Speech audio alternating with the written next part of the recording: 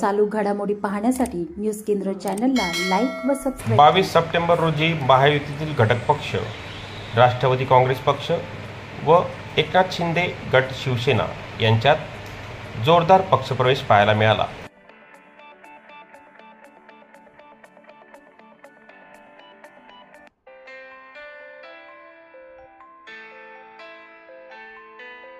कर्जत खालापूर विधानसभा मतदारसंघामध्ये महायुतीचे इच्छुक असणारे एकनाथ शिंदे गटातील शिवसेनाकडून संभाव्य उमेदवार विद्यमान आमदार महेंद्र शेठ थोरवे व अजित पवार गट राष्ट्रवादी काँग्रेस पक्षाचे नेते सुधाकर घारे यांच्यातील तिकीट मिळवण्यासाठी होणारी चढाओढ पाहता महायुतीत अडचणींची बाब ठरत असून मतदारसंघामध्ये जोरदार शक्ती प्रदर्शन करीत पक्षप्रवेश सोहळा आयोजित करण्यात आला होता।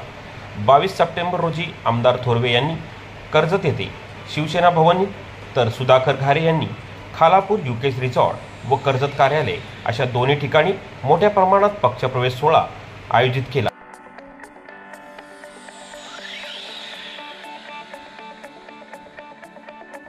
ज्या राष्ट्रवादी काँग्रेस पक्षाचं प्रतिनिधित्व सुद्धा भाऊ करताय त्या राष्ट्रवादी काँग्रेस पक्षाच्या महिला इतक्या सक्षम आहेत की नक्कीच येणाऱ्या काळामध्ये अगदी भावासारख्या तुम्ही जसे भाऊ म्हणून त्यांची काळजी करताय तशा बहिणीसारख्या त्या तुमच्या पाठीमागे भक्कमपणे उभे राहणार आहेत। सुधाकर घारे आगे बढो।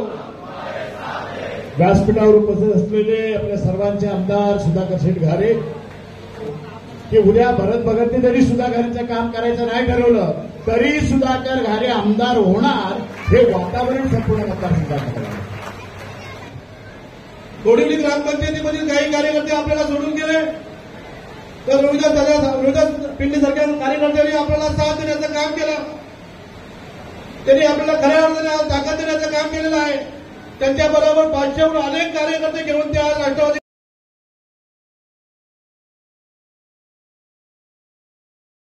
त्याच पद्धतीने बीड कामरूपमधील सत्तेज गायकवाड असेल, कुमार दिसलेच्या माध्यमातून तुमची ठाकरवाडीची मंडळी असतील, तिथे आमचा तांडेल असेल, हरिदास तांडेल असेल, यांच्या माध्यमातून अनेक कार्यकर्ते आपल्यामध्ये प्रवेश करणार आहेत।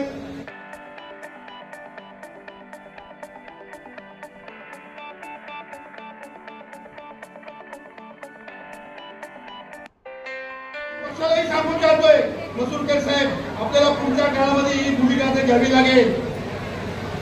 जर का आम्हाला जागा फटका या निवडणुकीमध्ये पक्षाकडून झाला तर त्याची पक्षाला पुढच्या काळामध्ये किंमत मोजावी लागेल असं म्हणणं तर वावड राहणार नाही। भान ठेवा, आपण एवढ्या प्रचंड संख्येने जपलोय, बाजार गावात मंडळी आली, प्रचंड संख्येने आता पक्षप्रवेश होतोय, म्हणजे आपली लढाई यशस्वी झाली असं होणार नाही हे लक्षात घ्या।